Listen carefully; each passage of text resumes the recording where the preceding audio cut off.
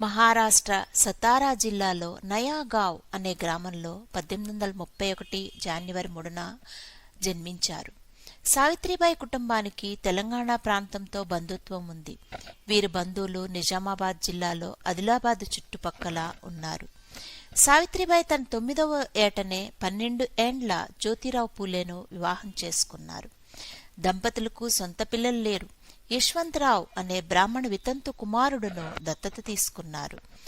జ్యోతిరావు పూలే ప్రోత్సాహంతోనే ఇంటిలోనే అక్షరాభ్యాసం చేసి విద్యావంతురాలైంది.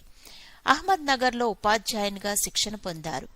భర్త జ్యోతిరావుతో కలిసి వెనుకబడిన కులాల బాలికల కోసము పూణేలో మొదటి పాఠశాలను, 12 మే 1848న దేశంలో బహుజనులకు మొట్టమొదటి పాఠశాలను ప్రారంభించారు.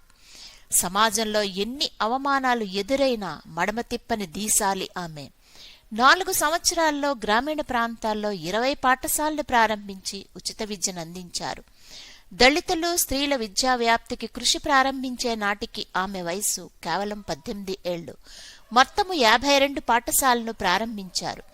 ఆధిపత్య కులాల వారి నుంచి అనేక దాడులు, అవమానాలు ఎదుర్కొన్నారు. తమ పాఠశాలలో విద్యార్థులకు మధ్యాహ్న భోజనము ప్రారంభించారు. మహిళా హక్కులే మానవ హక్కులని తొలిసారిగా నినందించింది సావిత్రిబాయి పూలే.